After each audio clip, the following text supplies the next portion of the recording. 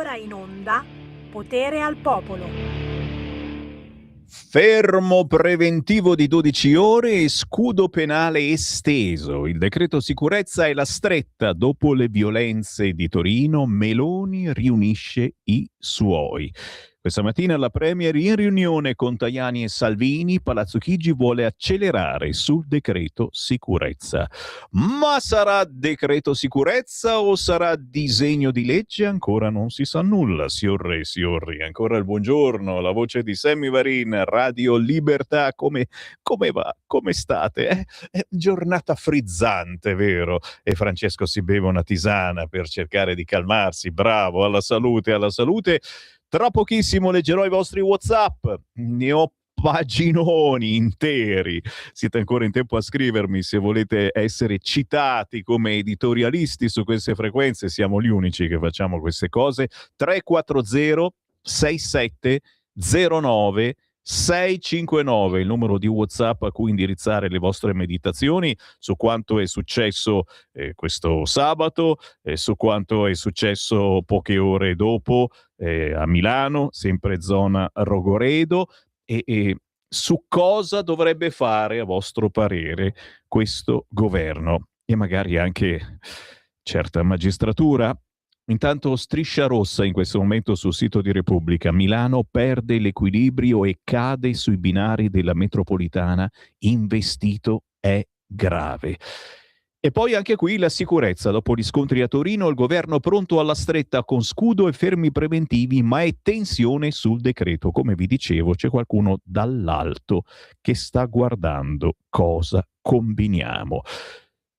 Tra pochissimo la canzone indipendente. Poi oggi è lunedì, abbiamo i nostri amici bacchettoni, quelli di informazionecattolica.it con Matteo Orlando. A mezzogiorno confermata anche quest'oggi la bestia civile con il parlamentare della Lega Ottaviani, che parlerà proprio di quanto è successo in questo weekend. E la canzone che ci piace tanto, che nessun'altra radio osa trasmettere, quel pezzo che io lanciai 10 anni or sono su queste frequenze, quando ancora ci chiamavamo Radio RPL o forse addirittura Radio Padania Libera. A mezzogiorno vi trasmetterò Carabiniere spara di Matteo Greco. Subito però c'è il Parlamento, ci colleghiamo nel Qui Parlamento con Tiziana Nisini. Qui Parlamento. Nisini, prego. Grazie Presidente, buongiorno Ministro, colleghi. Oggi ci apprestiamo a votare una mozione importante su un tema altrettanto importante, lo dico sin da subito, che la Lega voterà convintamente a favore. Ho sentito tante critiche, soprattutto verso il mio partito, ma la Lega nel 2011 è sempre stata coerente sul tema pensionistico, condivisibile, non condivisibile. Nel 2011, se tutti avessero votato no alla legge nero, oggi, che sono inserite in tutte le mozioni, maggioranza e opposizione, non ci sarebbero state, avremmo avuto altri problemi, ma non questi. Il tema, mi dispiace che dall'opposizione sono arrivate critiche, ma nessuno ha messo in evidenza il fatto che il sistema previdenziale funziona ed lavora al fianco del mercato del lavoro. Come ha detto il collega che mi ha preceduto, il bilancio dell'INPS funziona come tutti i bilanci. C'è un avere dove ci sono i contributi dei datori di lavoro e dei lavoratori, delle aziende e dei lavoratori, e c'è un dare che sono le prestazioni pensionistiche, le pensioni ed altre prestazioni, e deve trovarsi in equilibrio. Nessuno ha messo in evidenza un elemento importante, che dall'insediamento di questo governo ci sono 1 milione di lavoratori in più nel nostro sistema. Veniamo attaccati sulla precarietà. Io ricordo ai colleghi che già dal 2023 c'erano aumenti importanti non solo dell'occupazione in generale, ma dei contratti a tempo indeterminato, a scapito di quelli a tempo determinato, e così nel 2024 e così nel 2025. 491.000 occupati a tempo indeterminato nel 2023, nel 2024 486.000 occupati in più. Così si regge un sistema previdenziale, così si può mettere in campo una strategia con delle accortezze in più. E mi dispiace, per il suo tramite, Presidente, vorrei dire all'onorevole Caro Tenuto che loro non hanno messo al centro la persona, loro hanno messo al centro l'assistenzialismo con il reddito di cittadinanza, perché tutti noi siamo consapevoli e convinti che si debba aiutare chi è in difficoltà, chi è in povertà vera, ma gli occupabili, l'abbiamo detto fin dal primo giorno, devono inserirsi nel mercato del lavoro, perché la dignità è lavoro, la dignità non è assistenzialismo. E questo abbiamo fatto ed è un punto importante per partire anche con le pensioni. Poi noi non ci vergogniamo, noi siamo orgogliosi dei meccanismi di flessibilità che la Lega ha voluto e ha messo in campo già dal 2019 col decreto 4 2019 su quota 100, perché ha messo al centro la persona. Siamo contenti di aver inserito un nuovo strumento, sempre nel primo governo della passata legislatura, con i contratti di espansione, che all'interno avevano una flessibilità importante nel mercato del lavoro, partendo da numeri importanti, 1.000 lavoratori, e poi a scendere, proprio per supportare le aziende per un ricambio generazionale. E poi dei giovani. Io starei un pochino accorta, soprattutto dalla sinistra, che ha definito i nostri giovani come ciusi, come bamboccioni. Noi questo non l'abbiamo mai fatto, anzi abbiamo inserito delle misure che vanno incontro ai giovani. Lo stiamo trattando anche in Commissione Lavoro, il tema dei NEET, che è un tema importante e rilevante.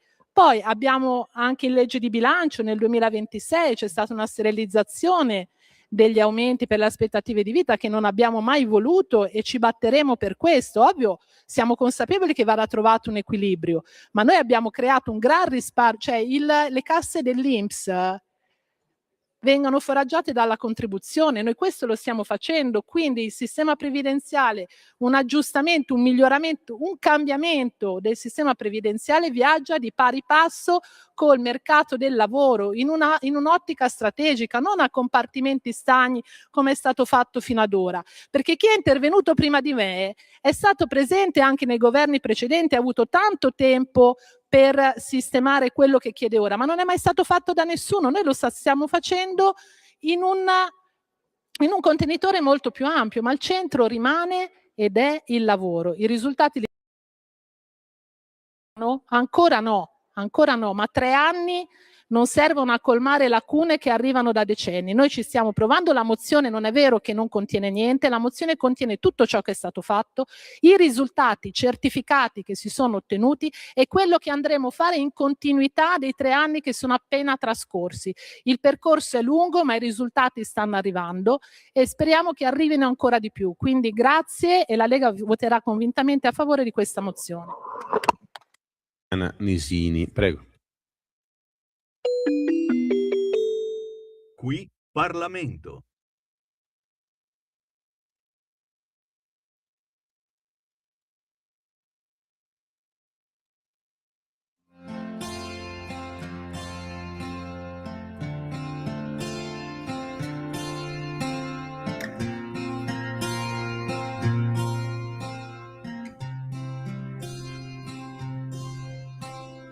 Ehi, ci sono discorsi, sai, che non so affrontare ancora.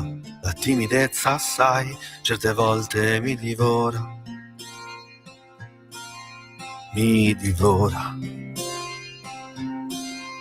Come quando parlo di quella magica persona, nacqui io di giovedì e c'era luna piena, sì. Luna piena, sì. E non so come dirtelo, e non so spiegartelo. Certe volte è stupido, ma il cuore è un Tienimi con te, di notte per sempre. Non è semplice, ma stupidamente ho capito che l'amore si fa in due, che le tue paure sono mie, non solo tue, ma l'amore vero siamo noi, seduti lì in piazza, nient'altro che noi. Tu che bevi vino bella come una venere, io che ti decanto me lo vuoi concedere. Un ultimo ballo in piazza a Trastevere. E adesso senza fretta non scappare, non le vedi queste scale, ci devi camminare, sono quelle della vita, al contrario una salita. Se tieni la mia mano ti mostro io l'uscita. E poi l'università, gli esami senza fine già. Tua madre ti vuole dottoressa, tuo padre ti vede principessa. Ah, non so come dirtelo e non so spiegartelo. Certe volte stupido, hai il cuore un battito. Tienimi con te, di notte per sempre.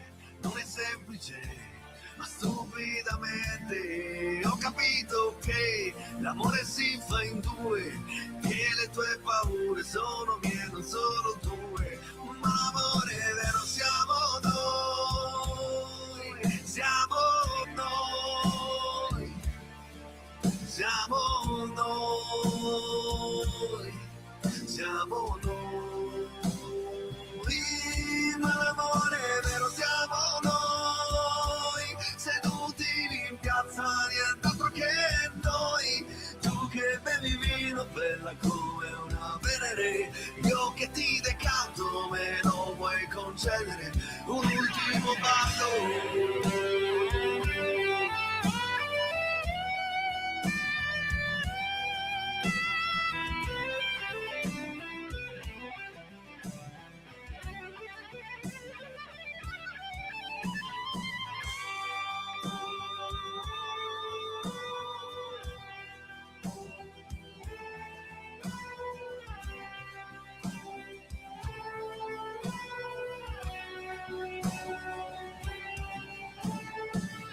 Quello che abbiamo ascoltato con l'ultimo ballo è Dele, uno di quegli artisti indipendenti che ce l'ha fatta a uscire dal pur profumato sottobosco di artisti indipendenti e si è fatto notare.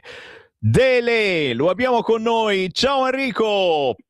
Ciao, buongiorno a te e a tutti i radioascoltatori. Piacere. Enrico Leonello, dimmi se dico bene, cantautore e musicista cagliaritano?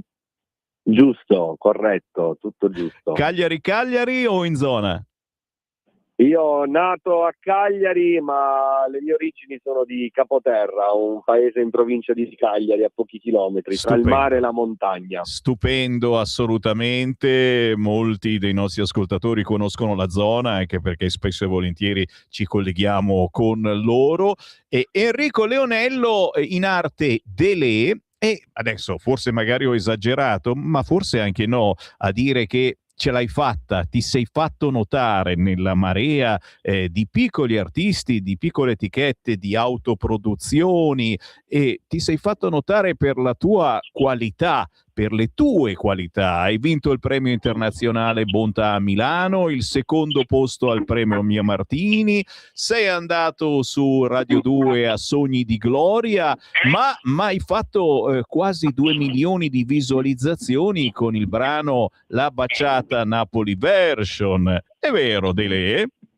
Sì, io rimango sempre molto, come si dice, fly down, volo basso, perché mi sono fatto notare e sono contento che sono state notate le qualità, soprattutto sotto il punto di vista non solo tecnico, canoro a livello musicistico, ma anche soprattutto sotto il punto di vista umano, che era l'aspetto che preme di più da parte mia, perché comunque cerco sempre di trattare comunque tematiche sociali difficili da trattare da parte di altri. Vedo che sono un po' restii perché forse non fanno hype, che quello che gira intorno alla musica oggi è tutta una questione di numeri, di hype. Invece per me quello che deve girare è il messaggio che voglio lanciare nelle mie canzoni, che spesso sono più profonde, dove tratto tematiche sociali, e spesso sono anche, come in questa occasione nell'ultimo ballo, una tematica leggera, un qualcosa di più sognatore, più magico, che si avvicina un po' più a tutti. E questo mi piace, capite, cari ascoltatori, la voglia di parlare, di trasmettere messaggi di questi artisti indipendenti. Molti di loro restano chiusi in un cassetto, ascoltati da poche decine di persone perché non riescono a girare sui grossi e grassi network. Alcuni ce la fanno, come ha fatto appunto Delè con questo pezzo, L'ultimo ballo, ad esempio, che suona molto bene. Io ti dico la verità, cioè sentirlo in radio è un piacere, suona bene, si lascia canticchiare fin dai primi minuti, per cui la qualità c'è, è assolutamente azzeccato. E ti chiedo a questo punto quali sono le tematiche che coraggiosamente hai portato avanti, vorresti portare avanti nella tua musica, perché poi sai, tra il dire e il fare ci si batte sempre appunto con chi poi ti dà una mano e fa squadra con te, ma a quanto pare la squadra l'hai trovata. Enrico. Guarda, io ho un ottimo team d'attacco, diciamo così, un'ottima formazione, perché sono affiancato nelle mie produzioni da Matteo Passerelli, che oltre ad essere un grande direttore d'orchestra è un grande producer. Lui è quello che ha creato la sigla di Passa dal Basement con Gianluca Gazzoli, lavora per Radio DJ e quant'altro, anche lui è abruzzese, che diciamo io sono per metà, sono abruzzese perché la mia vita si sviluppa in Abruzzo, mia mamma è nativa abruzzese, quindi io per 50% sono anche abruzzese, e in più ho l'appoggio di Ivan Tinari, che è la persona con la quale sto producendo ultimamente più spesso, e anche Flavio De Carolis, che vanta numerose produzioni importanti anche con il 3 e Albe e tanti altri artisti usciti anche da Amici. Noi, come ti dicevo, io cerco di, essendo un paroliere, ho trattato tematiche importanti come è stato il bullismo, come il fine vita, ma diciamo ultimamente, prima dell'ultimo ballo, l'anno scorso è uscito Occhi Blu, che è un brano che ho dedicato a un bambino di Pescara che si chiamava Mattia Micarone, che un giorno di dicembre di 2 anni fa purtroppo il suo cuore si è fermato, perché lui era nato con una cardiopatia congenita purtroppo, e questo bambino per i 4 anni che ci ha deliziato della sua presenza, perché era un amore, aveva questi occhi bellissimi, espressivi, purtroppo poi ci ha lasciato. E io mi sono immedesimato nel dolore di un genitore, però la mia canzone non è stata solo raccontare chi era Mattia, raccontare quali erano i suoi personaggi preferiti, ma è stata anche un monito sembra un po' assurdo, ma nel volerlo ricordare, ricordiamoci i suoi sorrisi, sorridiamo quando pensiamo ai suoi occhi blu. Quindi questa Occhi Blu, che ha raccolto un enorme consenso a livello di visual, di condivisioni e quant'altro, che per me però in questo caso non è che non mi faccia piacere, mi ha fatto tanto piacere perché abbiamo raggiunto altri obiettivi. E tutto il ricavato di quello che sono stati gli ascolti, di quello che è stato questo brano, l'abbiamo dati all'associazione che porta il nome di Mattia per l'acquisto di defibrillatori da mettere in luoghi come possono essere parco giochi, scuole, palestre e quant'altro, perché ricordiamoci che un defibrillatore oggi può aiutare e salvare la vita di tante persone. Bravo, bravo, sto applaudendo. Queste sono le cose che vi fanno onore a voi artisti indipendenti che, ripeto, lo dico quasi tutti i giorni, ragazzi, il bello degli artisti di essere indipendenti è che possono fare quello che vogliono, non sono schiavi di nessuno, non devono rispondere a nessuno. E questa è una cosa non da tutti, e soprattutto quando porti appunto l'attenzione su argomentazioni anche magari locali, ma la gente capisce, la gente percepisce ciò che vuoi trasmettere, e quindi ti ama e ti segue ancora di più. Oh, mai come ti sei fatto seguire con il progetto della baciata Napoli Version, perché qui c'è qualcuno che ti sta ascoltando che se la ricorda e me l'ha scritto, la baciata, punto esclamativo. Che cos'era questo progetto? Ma guarda, la baciata, come ti ho detto, io vario, quindi faccio anche cose leggere, perché io amo tutta la musica, soprattutto la musica latinoamericana mi scorre nel sangue, perché vengo da una regione come la Sardegna, prettamente latina, calda, con delle origini anche spagnole, quindi noi nel sangue ce l'abbiamo questo, ci vuole poco per capirlo. È un progetto che nasce tra l'amicizia che esiste ed è duratura tra me e Mario Forte. Mario Forte è un cantante napoletano, nello specifico, non neomelodico, un cantante napoletano che è diverso, appartenente allo stile più vicino a quello che è di Nino D'Angelo, dove famosissimo per la canzone, il suo brano più famoso è Sarà lui, sarà lei, la canzone è usata per i baby shower in Italia, la usano tutti. Lui farà forse 10-20 baby shower al giorno, quindi quando si va a scoprire il sesso del bambino si va dai genitori e ci sta questa canzone che fa sarà lui, sarà lei, sarà parte di noi, ed è famosissima, milioni e milioni di visualizzazioni. E un giorno con Mario abbiamo detto, ma vogliamo fare un brano per l'estate, e abbiamo rivisitato un brano di Manuel Turizo, che è un cantante colombiano famosissimo. La baciata di Manuel Turizo l'abbiamo rifatta in versione italiana e napoletana, ed è stato un bel successo. Capite un attimo quando uno ha tante idee e riesce a portarle avanti facendo squadra, è bello perché poi hai delle risposte stupende, e non vi resta che cercarla, questa La Baciata Napoli Version delle Enrico Leonello, salta fuori.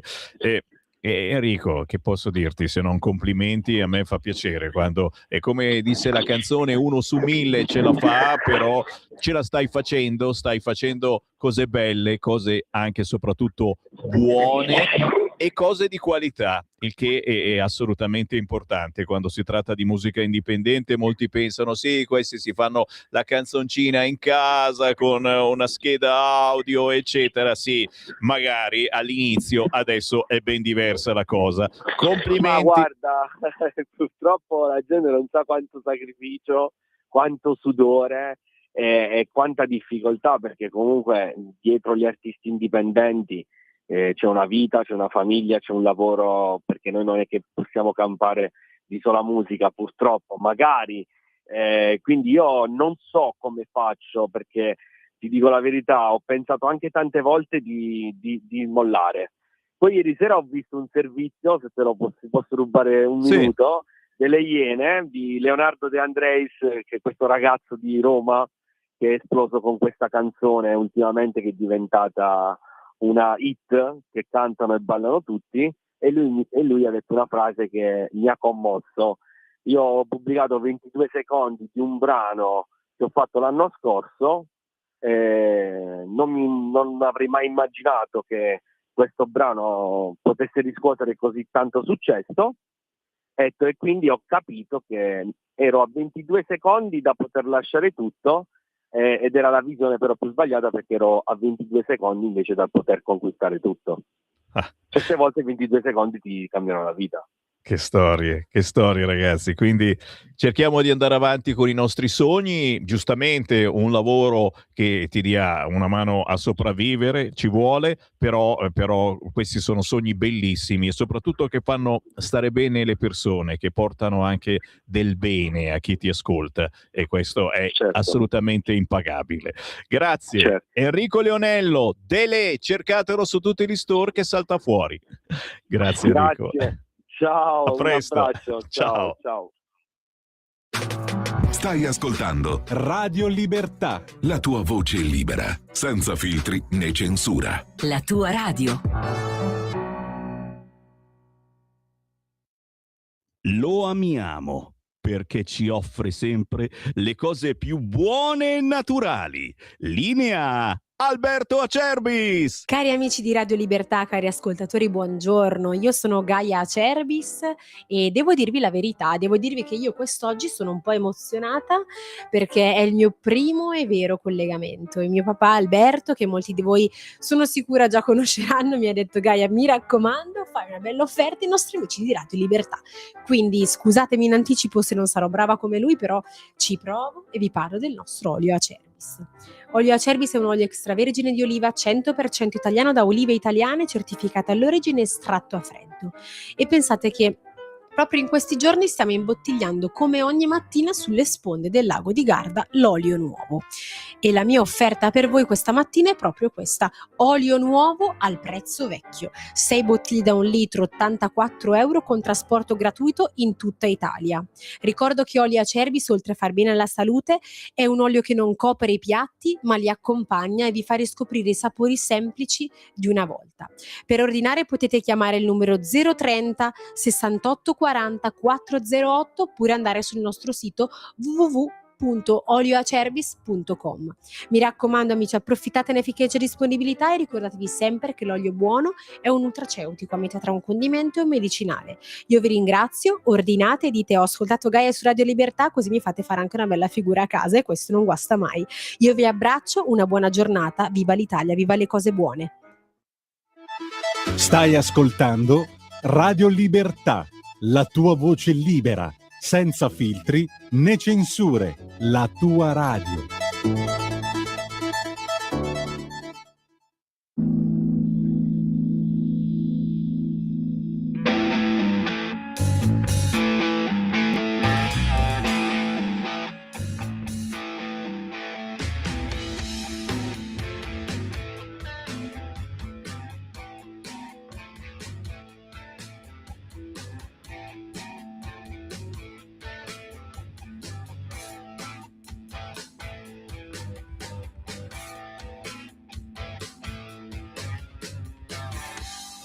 I feel lonely.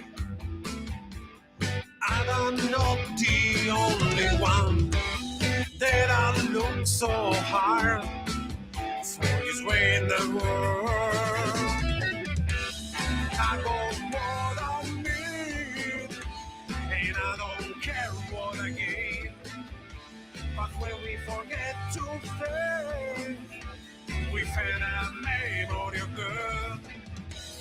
In my time, there's falls on the dune of the lovers. And I hate faith because they all got sweet all over. I see rose from it as a garden in the company of men and the water.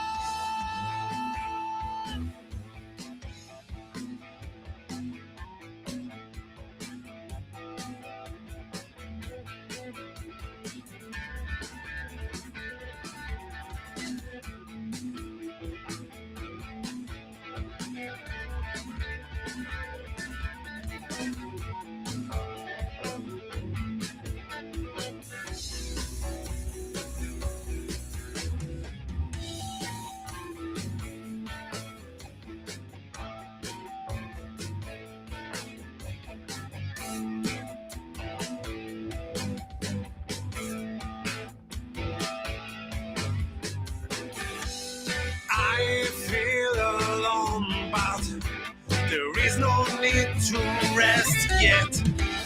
Dream of peace and the screw is aimed from me. I got what I need, and I don't care what I gain. But when we forget to think, we've had a memory of girl. In my time, there's handfuls on the hood of the lovers. And I hate fate because they'll just be turned over.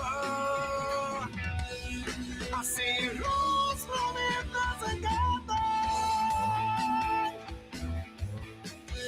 In the company of man and the water.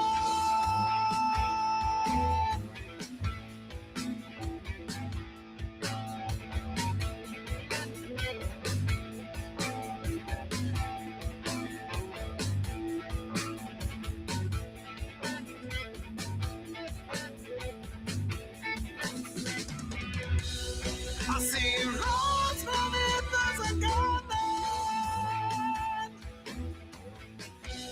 In the company of man and the water.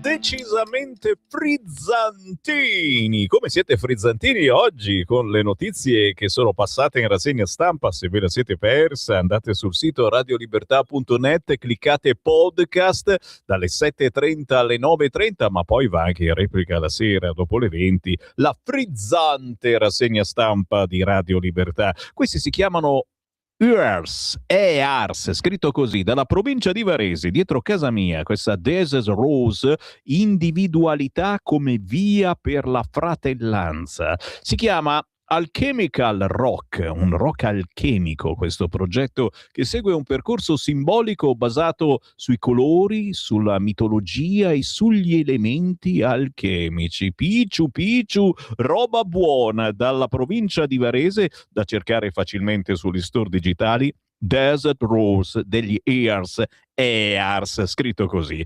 11:37, mamma mia ragazzi miei, mi aspettate fuori, devo leggere decine di messaggi, ve ne leggo qualcuno prima dei bacchettoni di Informazione Cattolica, sono molto frizzanti, vi avverto, quindi prendeteli con le pinze, ma l'arrabbiatura per quello che è successo negli ultimi giorni è tanta e tale che poi a mezzogiorno dovrò mandare in onda la famosissima canzone di Matteo Greco intitolata Carabiniere spara. Gianluca di Milano mi scrive: come disse una volta Almirante a proposito delle rivolte negli anni di piombo, se si professano in lotta continua allora si deve applicare la legge marziale. Dunque, senza falsi moralismi, facciamocene una ragione se qualche bravo figliolo venga restituito alla famiglia in un sacco nero. Carabiniere spara, ve l'ho detto, da prendere con le pinze. E quest'altro è il piccolo esercito personale del partito dittatoriale comunista che si porta dietro da sempre, ci scrive Gian dalla provincia di Brescia.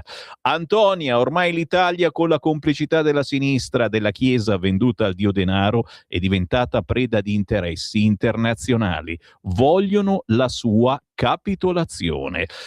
Mauro, ciao Sammy, come mai non si sente dire nulla da Landini? Oh mamma mia, non svegliare il can che dorme, non indice qualche sciopero in difesa dei poliziotti? Sono lavoratori come altri, anzi persone che rischiano la vita ogni giorno, quelli dei centri sociali? Sarà mica che i delinquenti sono rossi come la CGIL, caro Enzo? Citu, parlano che questo venerdì cominciano le Olimpiadi, non ci sarà mica sciopero. Chi ha partecipato alla manifestazione è complice e sostiene questi terroristi. La legge sulla sicurezza deve vietare con l'arresto a chi copre il proprio viso, perché vogliono solo delinquere. Ci scrive Gino, ma qui ci fermiamo, ci sono ancora decine di altri WhatsApp che vi leggerò tra pochissimo. Il tempo degli amici di informazionecattolica.it, minimo ogni lunedì qualche minuto di riassunto delle principali notizie secondo questo sito che è molto peperino, www.informazionecattolica.it. A voi Matteo Orlando. Buongiorno Semmi e buongiorno a tutti gli ascoltatori di Radio Libertà. Stamane su informazionecattolica.it apriamo con un articolo di Matteo Castagna dal titolo "Alla intelligenza comunista e liberale dà fastidio ricordare la storia". Castagna si chiede se la democrazia liberale sia ancora viva e ci ricorda che la sovranità appartiene a Dio e quindi chi la esercita sulla terra, gli esseri umani, la esercitano nei termini da lui rivelati e stabiliti tramite il potere temporale che lavora in una subordinata alleanza ed armonia, o dovrebbe lavorare, col potere spirituale. Oggi, nel momento in cui la comunicazione diventa un fine, soprattutto per motivi di lucro e non un mezzo, la gente si sente presa in giro e guarda con stima a sistemi operativamente più snelli, più veloci e più efficaci, perché privi di corpi intermedi, come accade nei sistemi più autoritari. Ecco perché negli Stati Uniti si stanno attrezzando per dialogare con gli stati considerati illiberali, smettendo di stigmatizzarli. Se non si capisce questo passaggio, in Europa si continuerà a fare politica con il freno a mano tirato e la sudditanza oltreoceano durerà ancora a lungo. In un altro articolo, sullo stesso tenore, ma su un argomento diverso, Angelica La Rosa, in un pezzo dal titolo "L'egemonia culturale di sinistra sulla scuola", ci racconta del dibattito seguito al questionario di azione studentesca che, con un semplice QR code su un volantino, ha chiesto: hai uno o più professori di sinistra che fanno propaganda durante l'orario di lezione?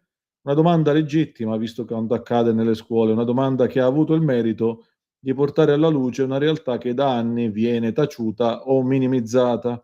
Stiamo parlando di una scuola sempre più segnata da un'egemonia culturale di sinistra che non si limita a trasmettere contenuti, ma tende apertamente a orientare le coscienze, trasformando la funzione educativa in una forma mascherata di militanza politica, perché il problema non è la legittima opinione personale del docente che, come ogni cittadino, è libero di avere le proprie idee, ma il fatto che tali idee vengano spesso imposte come verità morali indiscutibili, e tutto questo all'interno di un contesto asimmetrico in cui lo studente non ha reali strumenti per difendersi, essendo legato a un sistema di valutazione che può premiare o punire anche in base alla conformità ideologica.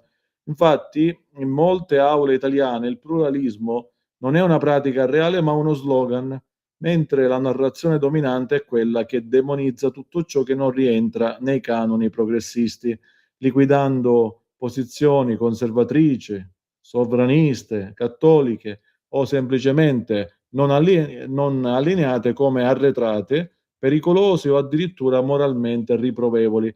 Così la storia viene raccontata in modo selettivo, insistendo ossessivamente su alcuni periodi e ignorandone altri. L'attualità viene filtrata attraverso un linguaggio carico di giudizi, le tematiche sociali vengono presentate come dei dogmi indiscutibili e chi prova a esprimere dissenso viene spesso ridicolizzato, isolato o penalizzato. Il risultato è un clima che non stimola il pensiero critico ma l'adattamento, non educa alla complessità ma alla ripetizione di formule corrette, non insegna a discutere ma a schierarsi nel modo giusto, creando una generazione di studenti che imparano presto che per sopravvivere nel sistema scolastico conviene tacere, conformarsi oppure fingere adesione. La scuola, quindi, che dovrebbe essere il luogo per eccellenza del confronto e della libertà intellettuale, rischia così di diventare uno spazio ideologico chiuso, dove il pluralismo è solo teorico e la neutralità un ricordo. E proprio per questo ogni tentativo di rompere il silenzio, anche imperfetto o provocatorio, viene vissuto come una minaccia perché mette in crisi un sistema che si regge sull'idea di essere naturalmente nel giusto e quindi esente da qualsiasi forma di controllo o autocritica.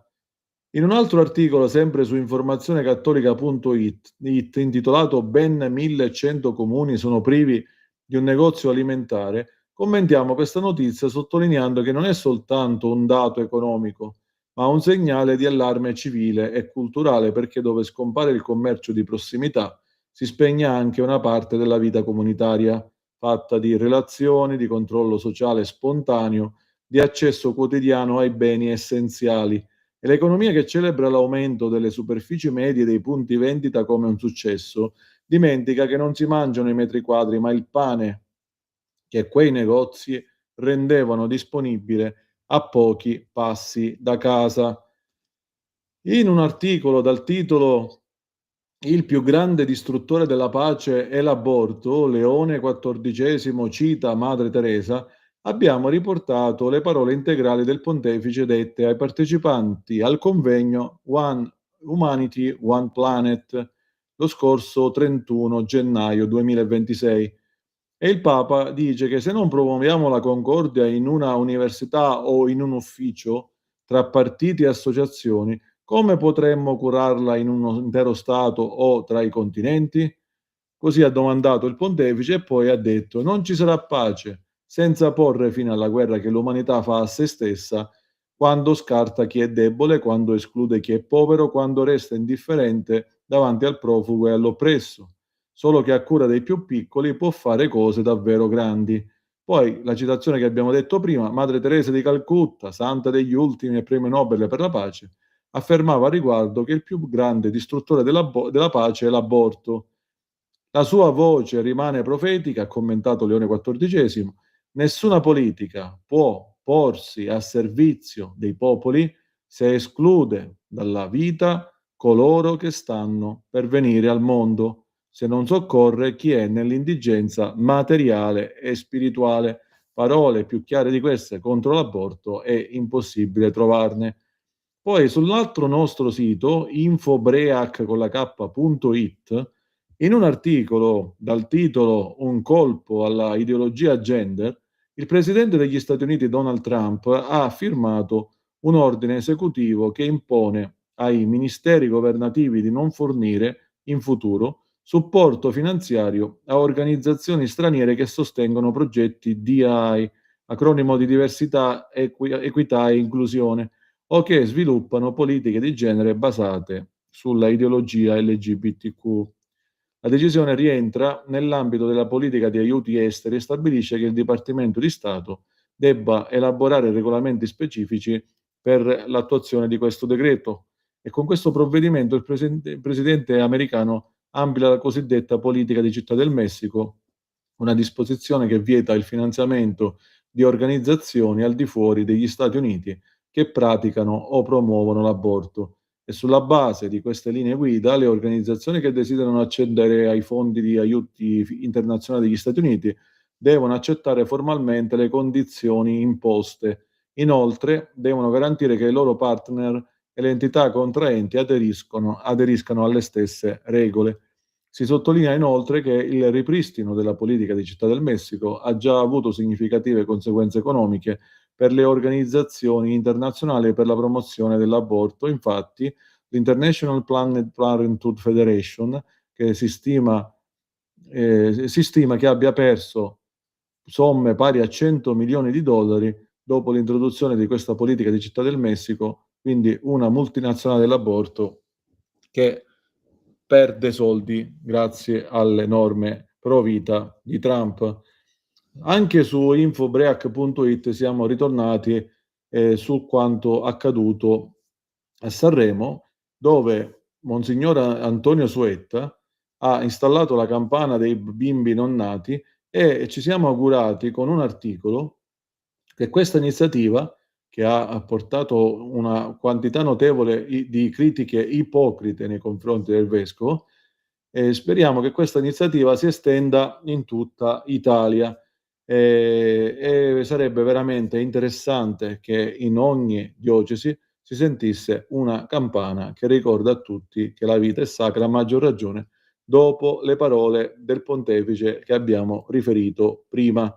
Carissimo Semmi, in un altro articolo dal titolo I vantaggi della Brexit abbiamo ricordato che la Brexit, avvenuta ufficialmente il 31 gennaio del 2020, circa 6 anni fa, è stata una svolta storica che ha restituito al Regno Unito piena sovranità politica, economica e giuridica, consentendo il recupero del controllo delle leggi, delle politiche migratorie, degli accordi commerciali e delle risorse nazionali, oltre alla possibilità di destinare le risorse prima versate all'Unione Europea e a oggi invece ad investimenti interni, e ha permesso anche tutta un'altra serie di cose. Ma noi, sulla scia della Brexit, in questo articolo abbiamo proposto l'uscita dell'Italia dall'Europa e dall'euro, quindi la cosiddetta Italexit, uscita dall'Unione Europea e dall'euro come strumento per recuperare sovranità monetaria, consentendo allo Stato italiano di emettere moneta propria, controllare i tassi, sostenere la domanda interna e superare l'austerità imposta dai trattati europei.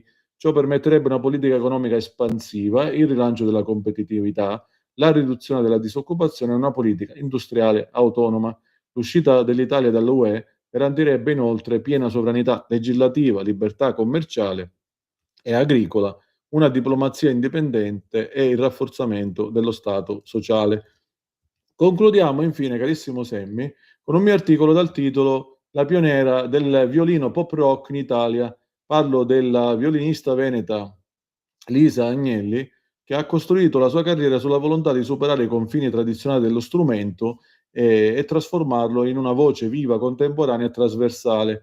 E da questa visione nasce il concerto benefico che la vedrà salire sul palco del celebre Teatro Ristori di Verona dopodomani, mercoledì 4 febbraio, a partire dalle ore 21, un appuntamento che unisce musica, spettacolo, solidarietà in un progetto di forte valore umano e sociale, perché la serata sarà a ingresso libero e ad offerta libera e consapevole, e l'intero ricavato verrà devoluto ad Abeo Verona, l'associazione che si occupa dei bambini emopatici oncologici. E invitiamo tutti i veronesi a partecipare giorno 4 alle ore 21 presso il Teatro Ristori a questo importante concerto. Carissimo Semmi, grazie come al solito per l'ospitalità su Radio Libertà e arrivederci alla prossima settimana.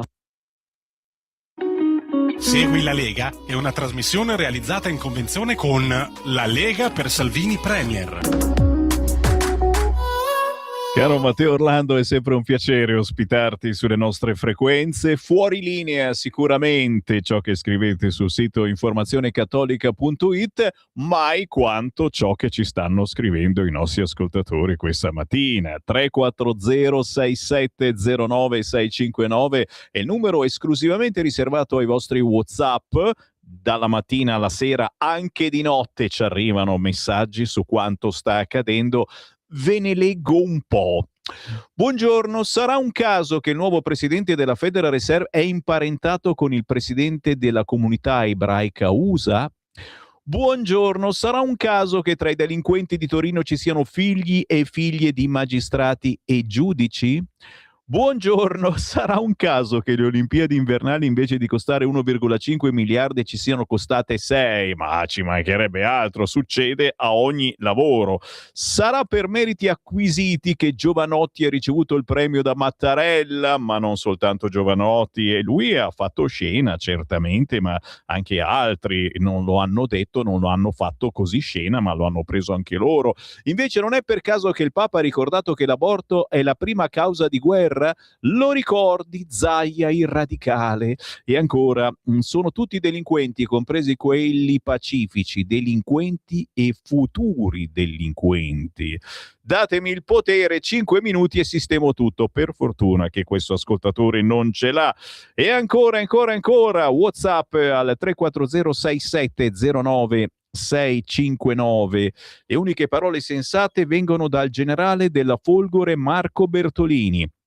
Rendiamocene conto prima, soprattutto per il bene dei nostri figli e di chi verrà dopo di noi, perché dopo sarà troppo tardi. L'Unione Europea di Ventotene e di Spinelli della Pace non esiste più, se mai fosse esistita. È morta con il sostegno guerrafondaio dato all'Ucraina e con la guerra contro la Federazione Russa. Ora è nelle mani di luridi avventurieri che per proprio tornaconto e vile denaro si riuniscono sotto il comando di una nazione, il Regno Unito, che ha ripudiato l'Europa unita fuoriuscendone con un referendum ed ora, mettendosi a capo dei restanti paesi europei, vuole portarci tutti in guerra per realizzare il suo obiettivo storico, quello di distruggere la Russia per smembrarla in tanti piccoli stati vassalli e depredarne con il loro classico spirito colonialista le sue immense risorse. E poi il discorso del generale Marco Bertolini prosegue.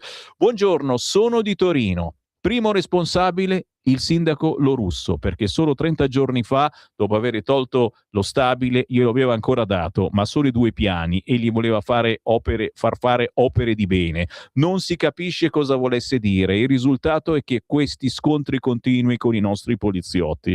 La responsabilità è del sindaco e di tutti i partiti che ci sono nella giunta. Quando il sindaco è stato costretto a togliere la possibilità di ritornare nello stabile, hanno incominciato oppure continuato a distruggere la città. Quello che fa dispiacere, ci sono tanti cittadini in queste manifestazioni che appoggiano i delinquenti. Tutti quelli che partecipano sono consapevoli che tutto questo è contro lo Stato e la gente per bene dovrebbe starsene a casa. I ragazzi e studenti dovrebbero pensare a studiare, le università dovrebbero essere usate come luogo di cultura e non per i delinquenti. Svegliamoci, allontaniamo questi delinquenti.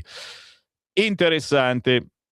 Il futuro politico dei martellatori di sinistra è Bruxelles. La Salis ha fatto scuola. Che schifo, Luca da Milano. Naturalmente noi prendiamo le distanze da questi messaggi poco riverenti verso la Salis. Massimo, ho un fratello che politicamente la pensa all'opposto mio. Una volta, dopo un'accesa discussione, intona bella ciao con il chiaro intento di zittirmi, al che io ho risposto rifacendo il verso. A mia volta ho intonato lo stesso motivo. Da allora, quando si discute di politica, non ha più intonato questo inno. Miracolo! Non divulgare questo, perché i sinistri potrebbero copiare facendo a loro volta il verso e cantare faccetta nera, felice da Brescia. Stiamo scherzando, naturalmente. Cerchiamo di sdrammatizzare. Rinaldi, sindaco di Roma, che bella notizia. Dovreste trovare un candidato altrettanto valido per la povera Milano. Brava Raffaele, è vero. Ma l'abbiamo trovato noi della Lega, il futuro sindaco di Roma. Bisogna capire cosa ne pensa il centrodestra. E ancora, buongiorno, possibile che non ci sia qualche altro imprenditore che abbia il coraggio di farsi vedere e far pubblicità su Radio Libertà? Vero Pina? Facciamo l'appello, se c'è qualcuno che vuole fare pubblicità sulla nostra radio molto scomoda, si faccia avanti, basta scrivere una mail anche al sottoscritto sammy.varin@radiolibertà.net o cercare Radio Libertà su Facebook, su Instagram e soprattutto su Instagram ultimamente stiamo andando veramente alla grande e ci sono tanti risultati belli, soprattutto dietro alla bellissima trasmissione di Borgonovo, La Cittadella, in onda il martedì e il giovedì alle ore 13. Perché non rispondete a quei grillini che osano dare dei suggerimenti di sostenere l'opera della TAV in modo da togliere quei 200 poliziotti 24 ore su 24 per proseguire l'opera e difenderla da quei delinquenti provenienti da Scatasuna? Punto di domanda. Ciao Sammy, ma a proposito di Gali, potresti fare una domanda a Morelli, visto che uno dei supervisori su come mai è stato interpellato il soggetto, di chi è stata l'idea, soprattutto se non ci si poteva opporre. Brava Dani, ti dico la verità che a quanto pare erano scomparti stagni su questo fronte e quindi riguardo Tedofori e compagnia bella la Lega non se ne è occupata e dico io anche purtroppo. Se si fanno leggi annacquate per far piacere a qualcuno, questo qualcuno si deve prendere anche le responsabilità di quel che succede, ci scrive Pietro, che poi pubblica la terribile notizia della bambina uccisa a 4 anni da violenze e denutrizioni. 2 arresti.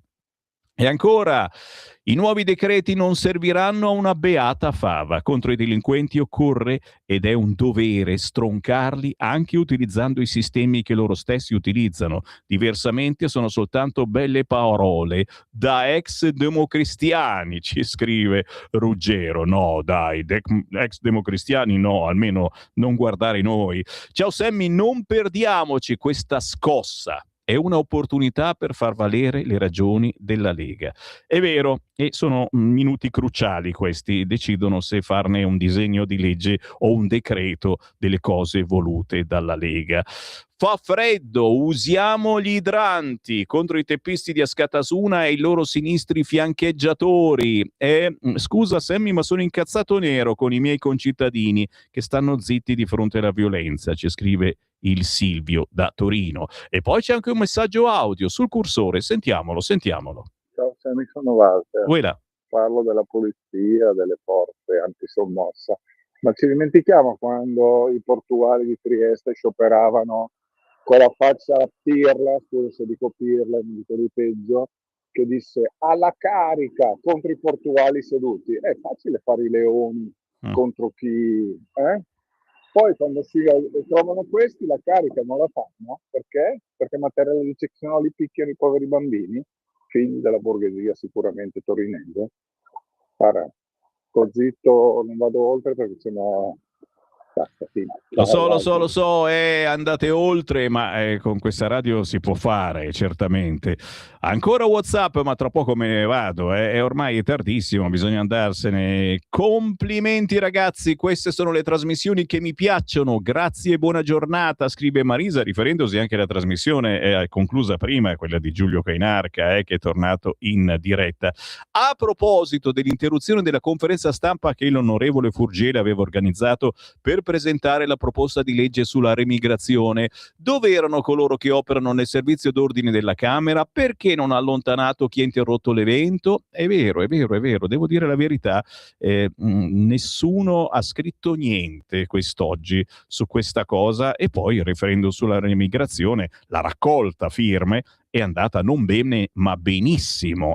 Potete firmare ancora sul sito del Ministero della Giustizia. Non è organizzata dalla Lega, ma è la Lega che ha portato avanti questa idea della remigrazione e di fare una conferenza stampa esplicativa alla Camera, bloccata dagli amici piddini che hanno cantato Bella Ciao, e chiaramente siamo scappati tutti. Ci fermiamo signori, è minimo, sono le 12:02 e sono in ritardissimo. Mi scuso con l'onorevole Nicola Ottaviani che arriva tra pochissimo, però la sua trasmissione La Belva Civile, che sarà anticipata dalla bellissima canzone che prevedeva tutto quanto di Matteo Greco, intitolata Carabiniere spara. Grazie a Francesco in regia, ma è una minaccia, minacciamo tutte e due, io e Francesco ci saremo, torneremo domattina alle 7:30. Avete ascoltato Potere al Popolo. L'attualità politica dalla viva voce di deputati e senatori. Va ora in onda La Belva Civile, mai arrendersi davanti alle cose che si possono cambiare. Il punto della settimana con Nicola Ottaviani. Perché la belva e perché soprattutto la belva civile? Perché ogni cittadino davanti alle ingiustizie, davanti alla politica intesa come vecchia maniera, davanti all'insicurezza, davanti alla richiesta di servizi dello Stato o davanti ad una tassazione iniqua, si sente davvero una belva. E allora la reazione quale dovrebbe essere? Quella di occupare le strade, le autostrade o le stazioni o incendiare le autovetture delle forze dell'ordine come vorrebbe fare una certa sinistra per paralizzare il paese, per portarlo magari nel caos? Assolutamente no. La reazione, quella composta, quella sana e soprattutto intelligente, ma anche ferma e qualificata, è quella di portare avanti le riforme nel nostro paese e nelle nostre istituzioni. Vediamo come. Spiegami cosa ci fa un uomo con un macete in mano, nessuno che lo può fermare, nessuno che gli può sparare. carabiniere che ha scelto di non sparare. Tanto onore a te, tanto onore a te. Ma no, rivoglio la mia Italia, rivoglio aria sana, una città libera, carabiniere spara. Fagli capire che non c'è più tempo, carabiniere spara, carabiniere spara. Intanto la violenza aumenta con la delinquenza e le città sono più buie, non sono più sicure. Caro governo, rivoglio il mio paese, rivoglio la mia Italia, una città libera. E non mi importa delle tue ragioni, le tue risposte nelle trasmissioni. No, non mi importa del tuo bel Senato, no, non mi importa del tuo PIL di merda. Carabiniere spara, fagli capire che non c'è più tempo. Carabiniere spara, carabiniere spara, carabiniere spara. Mentre il governo discute di niente, carabiniere spara. Mentre siamo fermi tutti a guardare.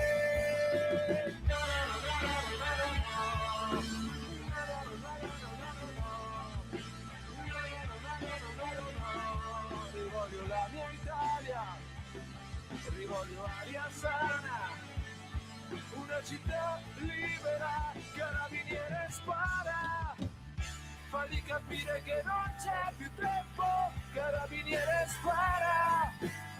Carabiniere spara, carabiniere spara, mentre siamo fermi tutti a guardare. Carabiniere spara, mentre il governo discute di niente.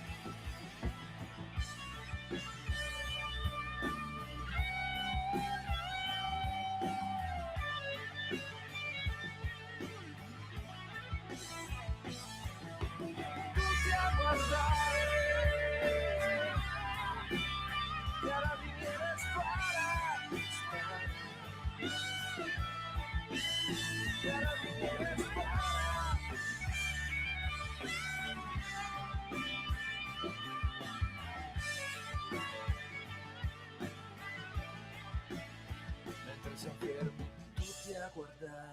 Questa settimana la belva civile si occuperà di un fatto che appare ormai rientrare all'interno di quelle che sono le consuetudini del nostro paese, soprattutto le consuetudini di alcuni manifestanti che si ascrivono in senso lato a quella che è l'ideologia della sinistra, ma quello che in realtà dovrebbe essere un elemento di contrasto rispetto ad un sistema liberale, rispetto ad un sistema democratico. Quindi è una di quelle occasioni in cui prevale quello che è il sentimento della belva che si deve ribellare, la belva che è dentro ognuno di noi, ma in modo civile, interpretando le norme, portando avanti quelli che sono i principi costituzionali e soprattutto utilizzando quello che è uno strumento normativo di grande civiltà che ruota attorno alle riforme, con l'introduzione di nuove norme, di nuove prescrizioni e soprattutto di deterrenti rispetto a quello che è avvenuto. Ma avvolgiamo il nastro e torniamo indietro di qualche ora, possiamo dire, rispetto a quello che è avvenuto nel corso dell'ultimo fine settimana a Torino. Che cosa è avvenuto? Un agente di polizia dello Stato, un ragazzo di appena 22 anni, tra l'altro un padre di famiglia che aveva lasciato la propria abitazione per recarsi a Torino, un giovane della Polizia dello Stato appartenente al reparto mobile di Padova, Alessandro Calista, mentre cercava di adempiere a quello che era il proprio dovere, respingendo gli attacchi e le aggressioni che venivano portate avanti da alcuni manifestanti ascrivibili all'area di autonomia contropotere per la nota vicenda del centro Askatasuna a Torino. Ebbene, quel giovane veniva aggredito selvaggiamente soltanto perché indossava un uniforme, l'uniforme appunto da poliziotto, da un gruppo di manifestanti che lo gettavano per terra, lo prendevano a calci, approfittando anche del fatto che in quel momento aveva smarrito il casco di protezione, e solo per una mera fatalità, o possiamo dire grazie alla divina provvidenza, quel giovane non perdeva la vita.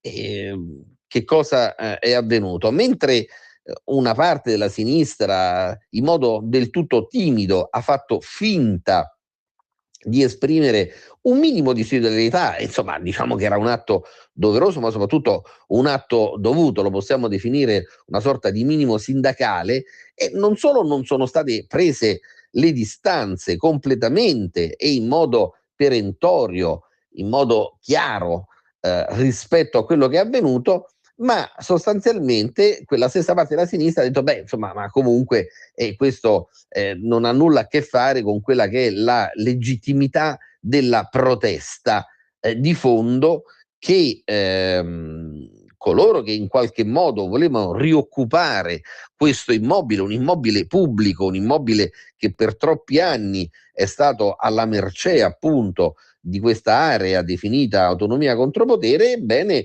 era, secondo questi grandi soloni della pseudosinistra, era un atto dovuto, ossia manifestare per cercare di far sì che quell'immobile venisse ripreso sostanzialmente, venisse reimpossessato da parte di questi gruppi che vivono assolutamente ai margini di quella che è la legalità. Questo sì era un fatto assolutamente di libertà, di democrazia e anche di progresso. Beh, insomma, dobbiamo smetterla una volta per tutte e lo diciamo a questi ben pensanti, si fa per dire, di sinistra militante. Bisogna smetterla di stare con un piede in due scarpe distinte: o si sta con lo Stato o si sta contro lo Stato, e quindi cerchiamo di fare un ulteriore passo indietro per capire che cosa è avvenuto e perché Alessandro Calista rappresenta,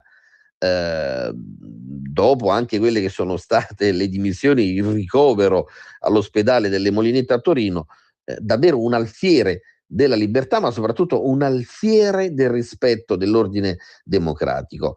Che cosa è avvenuto? Dal 1996 al 2025 vi era stata l'occupazione da parte di questo centro ascrivibile appunto all'area di autonomia contropotere, da parte quindi di soggetti che in qualche modo l'avevano trasformato in un centro sociale in cui spesso, più che parlare di politica e di filosofia, forse si architettavano e si organizzavano vere e proprie azioni violente nei confronti anche delle stesse forze dell'ordine, come poi è avvenuto nel corso di questo fine settimana.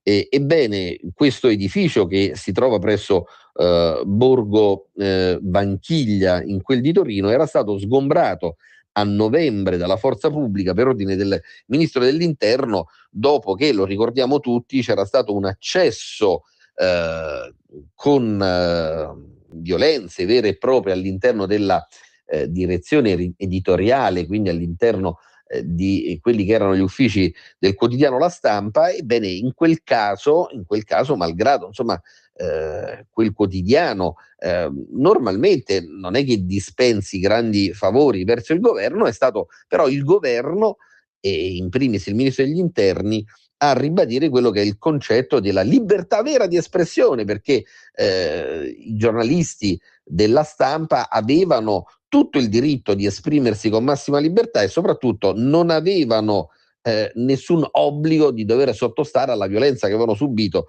con quell'accesso e con quel soqquadro che ebbero a vivere quando a novembre subirono l'attacco da parte dei militanti e da parte di coloro che vivevano all'interno di quel centro. Il centro venne quindi sgombrato perché obiettivamente tutto avveniva tranne che libero confronto, tranne che manifestazione di libero pensiero, e a quel punto ne è venuta fuori una sorta di, possiamo dire, vera e propria revenge, più o meno legittima, ma noi la riteniamo assolutamente illegale, perché un conto è la legittimità, un conto è la legalità, da parte del mondo della sinistra piemontese, da parte del mondo della sinistra italiana, per dire no, ma questi ragazzi in realtà all'interno di questo centro non hanno fatto altro che portare avanti quello che era una sorta di percorso di crescita, di maturazione,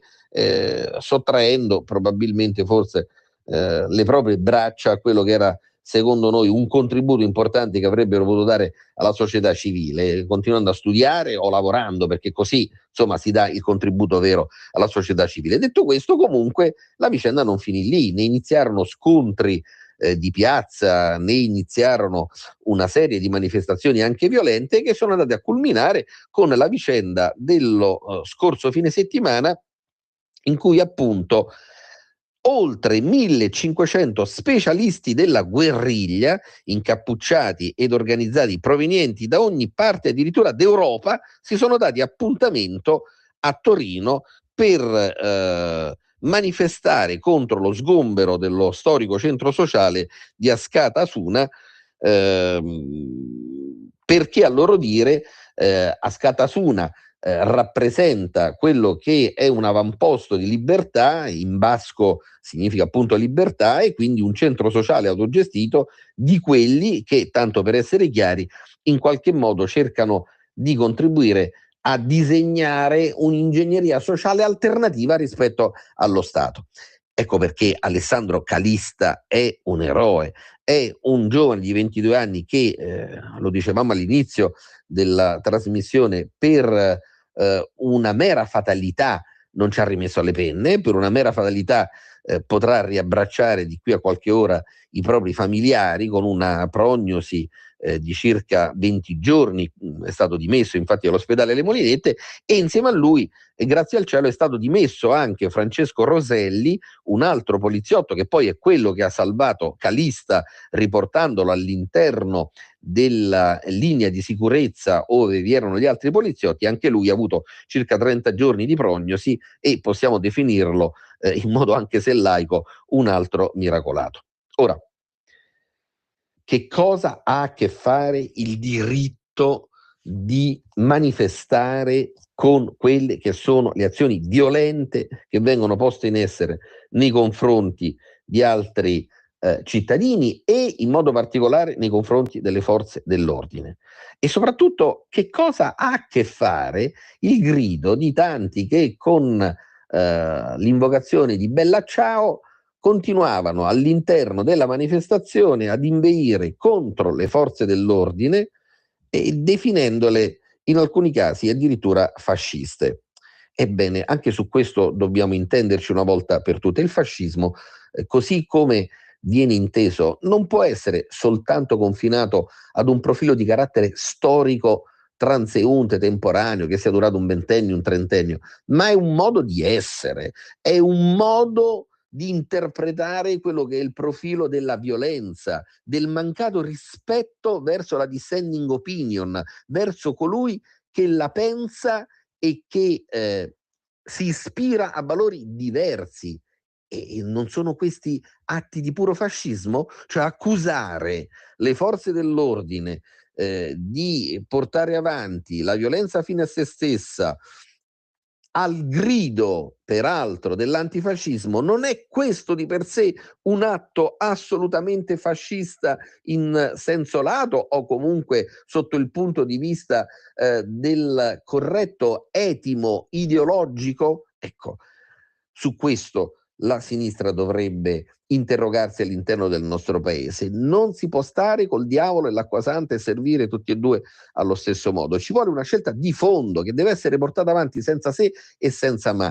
Ecco perché il nostro governo, in primis il ministro degli interni Piantedosi, ma dietro quelle che sono le indicazioni che provengono dalla Lega, di qui a breve si appresta a emanare nuove misure che possono essere contenute in decreti di sicurezza, che possono essere contenuti in altri atti normativi, ma l'importante è che ci siano misure che vadano a prevenire derive che in qualche modo sembra che possano essere l'avamposto di profili di carattere anarchici. È bene evitare che ci siano equivoci in ordine a quello che deve essere il corretto confine che deve sempre sussistere tra diritto a manifestare e violenza. E allora dobbiamo evitare un paradosso che si può creare su situazioni come quella che ha vissuto il poliziotto Alessandro Calista, perché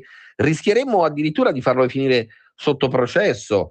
Ecco perché per noi è importante la tutela delle forze dell'ordine anche sotto il punto di vista dell'assistenza di carattere giudiziario e di carattere anche legale, perché qualcuno altrimenti all'interno della solita sinistra potrebbe dire ma forse non c'è stata l'aggressione verso la gente non è stato preso a martellate. Probabilmente potrebbe essere il contrario, ossia che la gente di pubblica sicurezza ha preso a schienate lui il corpo contundente, ossia il martello che inopinatamente si trovava all'interno della piazza, martello che è stato danneggiato dallo stesso agente di pubblica sicurezza. Ecco, per evitare barzellette del genere, per evitare che ci siano paradossi di questo tipo, il governo si sta attrezzando in queste ore sotto le indicazioni della Lega e attraverso quelli che sono gli strumenti istituzionali che verranno sicuramente adottati da parte del Ministro degli Interni, per far sì che ci sia una maggiore tutela delle forze dell'ordine, che non possono essere lasciate da sole rispetto a quello che è l'esercizio delle prerogative dello Stato per respingere la violenza, per respingere delle forme che in qualche modo vanno nella direzione della cancellazione di quelli che sono i diritti anche ordinari di un paese, i diritti ordinari da parte di coloro che sono i titolari anche delle prerogative di pubblica sicurezza, perché questo significherebbe portare ancora una volta, come avveniva in passato, il paese nel caos. Ci deve essere una linea netta di demarcazione tra chi delinque e chi fa rispettare quelle che sono le regole civili del nostro paese. Non ci può essere nessuna confusione di sorta. Ecco perché ancora una volta la Lega funge da pungolo rispetto al governo e più in generale rispetto al Parlamento, perché ha deciso ab origine da che parte stare. La Lega sta dalla parte della legalità, sta dalla parte degli agenti di pubblica sicurezza, sta dalla parte del rispetto delle regole, che sono le regole non solo della democrazia, ma anche dei nostri principi della Carta Costituzionale.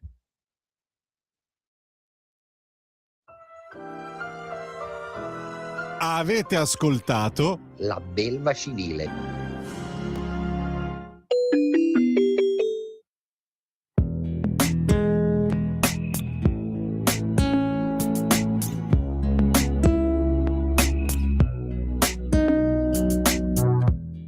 Sometimes it seems so far away, yet we're so close.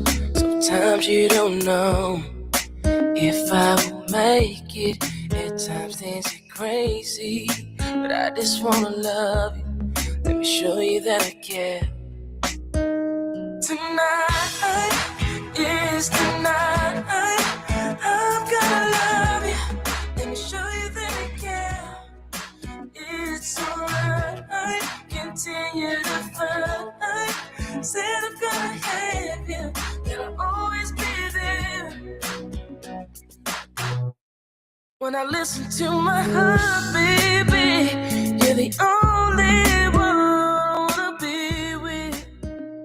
It feels so amazing that we feel the same thing. You are the pieces to my heart I've been missing. Tonight is the night. I'm gonna love you. Let me show you that I care.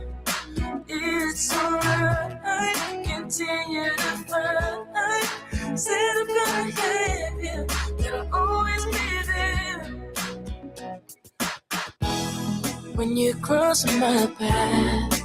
I knew I had to make you mine. Hopefully that tells you something the kind I really like. Now I need you to steer my life. I take you out tonight. Ask you to be my wife, baby. Yeah. Tonight is the night. I'm gonna love you. Let me show you that I care. Show you it's alright. Continue to find life. Say that I live you. That I'll always be there. Be there, be tonight is the night. I'm gonna love you. Let me show you that I care. Be there, it's alright. Continue to find life. Say that I'm gonna have you. Be there, always be there. Tonight is the night. I'm gonna love you. Let me show you that I care. Show you it's alright. Continue to find life. Say that I'm gonna have you. That I'll always be there. Stai ascoltando Radio Libertà, la tua voce libera, senza filtri né censure, la tua radio.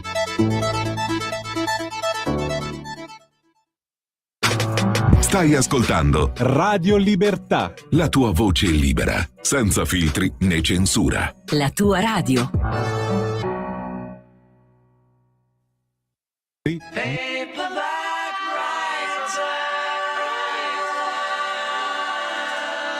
Va ora in onda Alta Tiratura con Alessandro Gnocchi.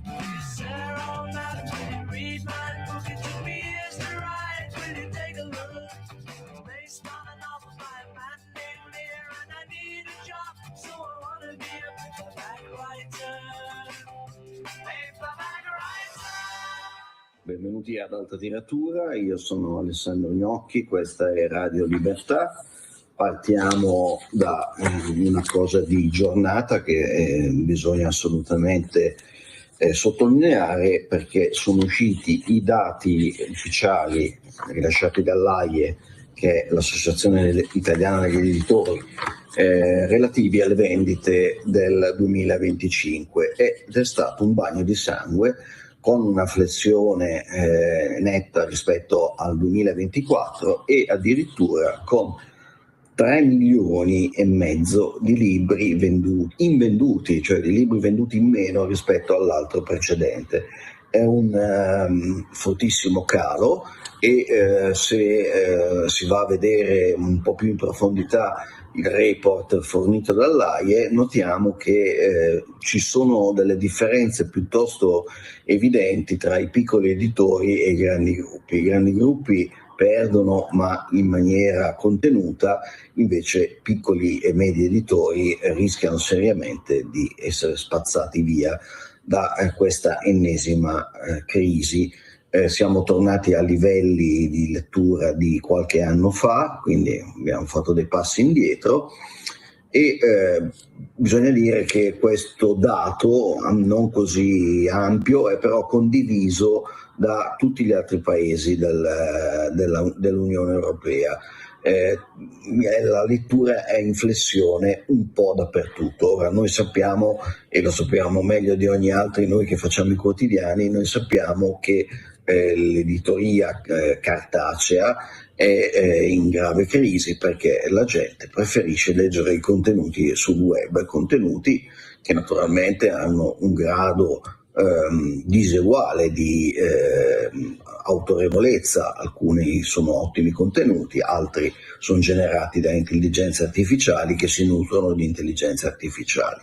Comunque sappiamo insomma che la lettura è in crisi, basta vedere il numero di edicole e di librerie esistenti rispetto a qualche anno fa. C'è un netto calo soprattutto delle edicole.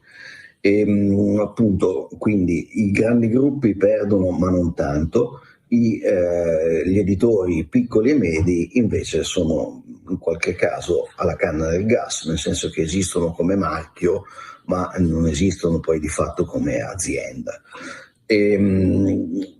il dato appunto è sconfortante, ci si può accontentare, si fa per dire una leggera crescita della vendita degli ebook, ma in realtà gli ebook sono così pochi, no? Che se tu ne vendi uno e l'anno successivo ne vendi 2, hai fatto un ottimo risultato in percentuale, ma comunque la cifra rimane quasi irrilevante. C'è un'altra cosa da notare, ovvero che perché uno dei possibili motivi per cui i grandi gruppi resistono è che hanno tutto, cioè sono padroni di tutta la filiera, dalla produzione del libro fino alla vendita, e le grandi librerie di catena, le varie Feltrinelli, Mondadori, Giunti e così via, Ubik e così via, le grandi librerie di catena tendono a diventare monomarchio, cioè Feltrinelli vende solo i libri di Feltrinelli o dei marchi posseduti da Feltrinelli, non so, Crocetti Editore per dirne uno, e la Mondadori vende prevalentemente Mondadori, PM, Sperling & Kupfer, cioè gli editori di quel gruppo, e così tutti, no? E di conseguenza è ovvio che molti libri della piccola e media editoria manco ci arrivano sullo scaffale delle librerie di catena. La crisi è anche infatti delle librerie indipendenti, le librerie diciamo che dovrebbero basare tutto sull'originalità della richiesta, dell'offerta, pure soffrono, quindi insomma è un mercato in gravissima crisi. Ora possiamo raccontarcela in mille modi, possiamo dare delle spiegazioni, appunto il digitale che avanza è uno dei motivi della perdita attuale, sicuramente ci sono altri motivi come dire strutturali, cioè il nostro potere d'acquisto del nostro stipendio con il corso del tempo è diminuito moltissimo e di conseguenza facciamo una spesa alimentare meno ricca e compriamo anche meno libri, no? Cioè ho meno soldi in tasca, ovviamente spendo di meno, e quello che ci va di mezzo è ciò che non è ritenuto indispensabile, e evidentemente i libri per la maggior parte delle persone non sono un oggetto indispensabile. D'altronde i grandi libri che fanno le grandi vendite sono libri di intrattenimento, non sono certo libri specialistici. Comunque diciamo che nessuno ha una formula per uscire dalla crisi, naturalmente come sempre in questi casi si parla di trovare delle forme di sovvenzioni statali che favoriscano l'acquisto, no? Cioè mettere soldi in tasca ai ragazzi, non so, sotto i 18, in modo che così possano andare in libreria a spenderli acquistando materiale, appunto libri e altro materiale legato ai libri che si vende in tutte le grandi librerie. Oppure si chiede un finanziamento per certi librai, tutti i librai indipendenti. Alla fine diciamo che noi abbiamo visto provvedimenti di questo tipo in passato, hanno fatto bene, ma hanno fatto bene perché erano soldi a perdere che lo Stato metteva in un mercato che in realtà non era così florido, e quindi per anni abbiamo visto dei risultati non veritieri, nel senso truccati, nel senso drogati dai fondi pubblici. Adesso che i fondi pubblici si riducono, vedi che anche il mercato va in contrazione. Ma oltre a queste spiegazioni che sono tecniche, io ne voglio dare un'altra che invece è culturale in senso proprio, cioè se io entro in una libreria mi capita sempre più spesso di uscire senza aver comprato niente, e io sono un cliente compulsivo di libri e di dischi, ne ricevo tantissimi al giornale, ne compro tantissimi, compro piccoli e medi editori soprattutto, non perché abbia qualcosa contro i grandi editori, tutt'altro, semplicemente perché magari sono meno facili da arrivare oppure al giornale non arrivano, quindi compro tanti libri. Però se io vado allo scaffale della saggistica e tra le novità trovo su 10 libri 10 saggi che mi spiegano perché il 7 ottobre è una data che nulla a che vedere con il terrorismo, bene, può darsi che io magari ne leggo uno, giusto per poterlo poi lanciare giù dalla finestra o per usarlo per accendere il camino, ma difficilmente ne comprerò un altro uguale, identico. E questo vale per tutti gli argomenti legati all'attualità e alla politica, cioè in Italia nell'editoria non esiste il pluralismo, sono libri tutti uguali e questo fenomeno riguarda adesso anche quei pochi libri, diciamo, di destra, tra virgolette, pure quelli iniziano a essere uguali uno all'altro. Quando ci sono 200 saggi in difesa del maschio bianco eterosessuale. Ora, posto che mi sembra un po' strano che il maschio bianco eterosessuale sia sotto attacco, diciamo così, ma questa è una mia opinione, anche in questo caso se io trovo 5 libri che differiscono in sostanza solo nel titolo, difficilmente ne comprerò più di uno. Anzi, facilmente non ne comprerò nessuno, perché poi alla fine sono gli stessi contenuti che trovi sulle pagine Facebook, non è certo saggistica di grande livello. E quindi diciamo purtroppo le vendite degli oggetti di carta, i giornali e i libri, è legata anche molto alla capacità che essi hanno di creare dibattito. Ma che dibattito vuoi creare se tutti i libri sono uguali? Escono 200 libri su Trump, ce ne fosse uno che lo prende in considerazione senza pregiudizi, magari per arrivare alle stesse conclusioni degli altri, però insomma un libro equilibrato magari potrebbe tentarmi. L'ennesimo libro su Trump che è un autocrate, un pericolo per la democrazia, eccetera, eccetera, eccetera, quel libro io non lo compro perché non mi interessa, è una cosa che ho già sentito 1 miliardo di volte e questo appunto vale, diciamo, per molte cose, per molti argomenti. C'è un'ultima cosa che voglio notare perché secondo me è una piccola prova di quello che stavo dicendo, ovvero a perdere tanto sono le novità, non il catalogo, ma vuol dire che le novità fanno schifo, vuol dire questo, perché se vuol dire che uno entra e compra Cesare Pavese o Pierpaolo Pasolini, non compra il romanzo dell'esordiente di cui non gli frega niente, o non compra uno di quegli assurdi romanzi che vengono pubblicati in Italia su come si vive nell'America degli Appalachi. Ma cavolo se ne frega, nel senso magari uno potrà essere interessante, anche 2, ma che tutti quanti siamo interessati a cosa succede in Ohio mi sembra un po' strano, eppure ci sono editori che campano solo di quello o che vorrebbero campare solo di quello.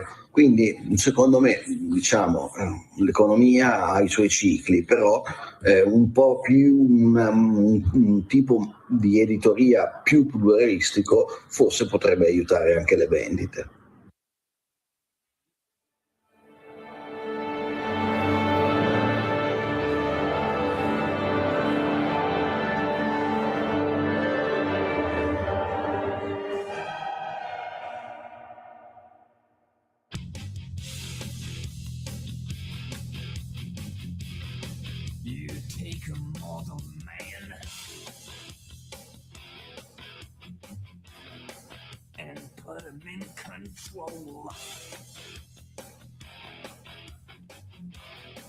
Watch him become a god. Watch people's heads roll. Roll. Roll.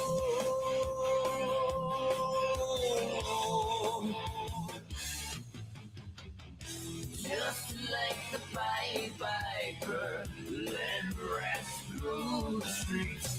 We danced like a marionette, swaying to the symphony of destruction. Acting like a robot. Its metal brain corrodes. You try to take us balls. Buongiorno, eccoci per la seconda parte di Alta Tiratura. Abbiamo parlato del desolante rapporto delle AIE sui libri più venuti, sull'andamento del mercato librario, andamento che non è affatto positivo. Abbiamo visto che ci sono delle gravi perdite. C'è anche in allegato, scusate perché sto prendendo i fogli, c'è anche in allegato la classifica dei 10 libri più venduti dell'anno e contrariamente a quanto è stato pubblicato da quasi tutti i quotidiani all'inizio di gennaio, il libro più venduto non è il libro di Francesco, cioè di Cazzullo su Francesco d'Assisi, bensì il romanzone di Dan Brown. Al terzo posto c'è il libro di Joël Dicker, quello nuovo edito dalla Nave di Teseo, e poi c'è Ken Follett, e poi ha fatto una grande performance perché è nono, però è uscito non tantissimo tempo fa. C'è appunto la presenza in classifica della biografia di Cesare fatta da Alberto Angela. Detto questo, cambierei radicalmente argomento e vi voglio far vedere un tipo di piccola editoria che è piccola solo, diciamo, come dimensioni, perché poi ha grandi aspirazioni, e vi voglio far vedere un libro che diciamo, non è passato tanto sotto i radar della stampa, delle recensioni e così via, perché per la sua mole probabilmente è uscito a fine estate. Si chiama Storia totale della seconda guerra mondiale, conta 1200 pagine, costa una quarantina di euro, la pubblica la Leg, che è una casa editrice e libreria che si trova a Gorizia, dove organizza ogni anno il Festival è Storia, che è diciamo, il festival principale per gli appassionati di storia in Italia, e l'autore di questo libro gigantesco è uno studioso inglese, che adesso vado a prendervi tutti i dati, anche si chiama Viediorca, anche però diciamo insegna comunque nelle università inglesi e americane. Questo libro ha una particolarità. Perché ha questa mole incredibile? Perché l'autore ha diciamo, la volontà di raccontare tutta la storia della seconda guerra mondiale, quindi tutti i fronti in un unico libro. Ovviamente la seconda guerra mondiale è un argomento così gigantesco che di solito si pubblicano saggi su argomenti che non sulla totalità della guerra, quindi non so, si studia l'ascesa di Hitler, si studia il patto Molotov-von Ribbentrop, si studia la caduta di Berlino, si studiano le battaglie italiane a Monte Cassino, così. Però raramente si trova un libro che mette insieme tutti i fronti, no? Europeo prima, Pacifico quando entra in guerra anche il Giappone, e che copre tutti i teatri di guerra, copre la guerra nel cuore dell'Europa, quella a est, nei Balcani, in Africa, nel Pacifico, in Giappone, in Cina e così via. Ovviamente un libro di questo tipo non può approfondire ogni argomento, è un tipo di libro che vuole, come dire, far vedere che esistono delle connessioni che magari a volte ci sfuggono, perché appunto analizziamo un solo settore dell'argomento. E infatti si fanno tante scoperte, almeno scoperte da parte mia, che sono un lettore di saggi storici, ma come non sono certo specializzato in questa materia, quindi diciamo il lettore comune, probabilmente che gli appassionati di storia conosceranno già molte delle cose che ci sono qua dentro. Ce ne sono alcune che mi hanno colpito: il numero incredibile di morti civili. Nella seconda guerra mondiale sono morti 70 milioni di persone, 60-70 milioni di persone, e sono quasi tutti civili, il che vuol dire che erano l'obiettivo della guerra, cioè azzerare il morale della popolazione era ritenuto un obiettivo. Diciamo che Churchill è quello che lo ha detto in maniera più esplicita, ma nessuno si è tirato indietro. Non si sono tirati indietro gli americani che hanno incenerito Hiroshima, non si tirava certo indietro la Wehrmacht di Adolf Hitler, perché i tedeschi sul fronte orientale hanno condotto una campagna di una crudeltà incredibile anche contro la cittadinanza di quelle zone, e insomma nessuno si è tirato indietro. E questo sinceramente è una cosa che mi ha colpito molto, perché di solito siamo fermi all'ipocrisia, no? Gli effetti collaterali, queste cose qua. No, qui è stato un mirato bombardamento a tappeto su città per fare vittime civili. L'abbiamo visto a Dresda, ad Amburgo, ma anche in Italia l'abbiamo visto a Treviso. Treviso è stata rasa al suolo. Sì, era un nodo ferroviario, ma insomma non era una città così importante da decidere di non lasciare in piedi neanche un muretto di 20 centimetri. Eppure è andata così. Poi ci sono altre cose interessanti, no? Noi quando pensiamo all'esperienza italiana nella seconda guerra mondiale diciamo sempre un po' le stesse cose, no? Ma anche perché sono vere poi in gran parte, ovvero siamo entrati in guerra perché pensavamo che fosse finita con la capitolazione della Francia, abbiamo invaso la Grecia senza avvertire Hitler per rabbia, perché Hitler continuava a fare operazioni militari ignorando completamente la diplomazia italiana. In Grecia abbiamo fatto una figuraccia dal punto di vista militare, abbiamo costretto all'intervento Hitler stesso con il suo esercito. Però ecco, ci sono alcune cose che invece ci fanno pensare in una maniera diversa alla nostra partecipazione, cioè ad esempio non è vero che l'operazione Barbarossa, cioè l'invasione della Russia, partì in ritardo per colpa appunto della disfatta italiana in Grecia. Il libro mostra che in realtà le cose non andarono in questo modo, così come mostra che fu più un'indecisione dei generali tedeschi che il frutto del maltempo, il fatto che i carri armati tedeschi si fermassero vicino a Mosca senza prenderla.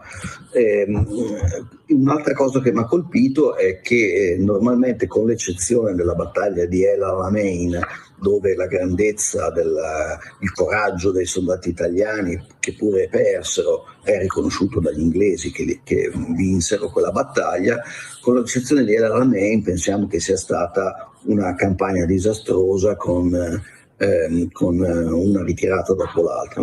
Non è vero. Sostanzialmente molte delle vittorie diciamo, questa cattiva fama è dovuta al fatto che Rommel, la volpe del deserto, doveva attribuire a sé ogni merito e quindi diciamo scaricava quando qualcosa andava male, scaricava la colpa sugli italiani. In realtà noi vediamo che gli italiani in Africa hanno saputo tenere, ad esempio, in maniera molto organizzata la logistica, che pure era indispensabile, no? Abbiamo visto che, cioè, noi pensiamo sempre che il grosso della Marina sia stato colato a picco tra Napoli o Taranto e la Libia. Non è vero, in realtà riuscirono a trasportare quasi tutto il materiale che era richiesto dalle operazioni in Africa, e quindi abbiamo combattuto in maniera più valorosa di quello che di solito ci raccontiamo o leggiamo sui giornali.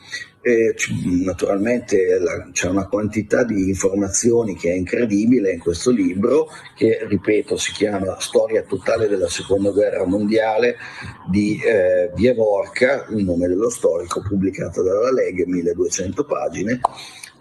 Voglio aggiungere solo un altro dettaglio che mi ha colpito molto, che pure non conoscevo, ovvero che per piuttosto a lungo lo Stato Maggiore dell'esercito americano riteneva l'Europa tutto sommato un campo di battaglia secondario, perché la Marina e una buona parte dell'esercito considerava invece vitale il fronte sul Pacifico, dove sono combattute delle battaglie spaventose, le vedete nei film di Clint Eastwood, no? Lettere da Iwo Jima, eccetera. Dovettero cambiare proprio lo Stato Maggiore della Marina per convincere l'esercito a intervenire pesantemente anche in Europa. Poi abbiamo visto che effettivamente si è conclusa la guerra. Un'altra cosa interessante, e poi chiudo, è che se si vanno a vedere le battaglie della seconda guerra mondiale, si concentrano tutte all'inizio o alla fine, le battaglie quelle veramente decisive, e quindi anche la seconda guerra mondiale è stata soprattutto una guerra di occupazione e poi di resistenza partigiana, non solo in Italia, anche altrove. Insomma, io vi consiglio questo libro, ci vuole tanto per leggerlo, ci vuole impegno, però è un libro che si legge con estremo interesse e con estremo piacere, nonostante l'argomento terribile di cui tratta. Vi saluto e vi do appuntamento alla settimana prossima.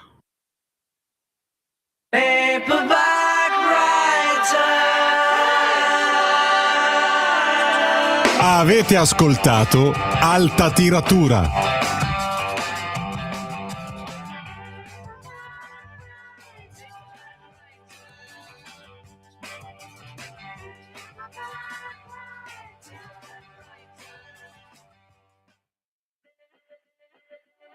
Used to pull my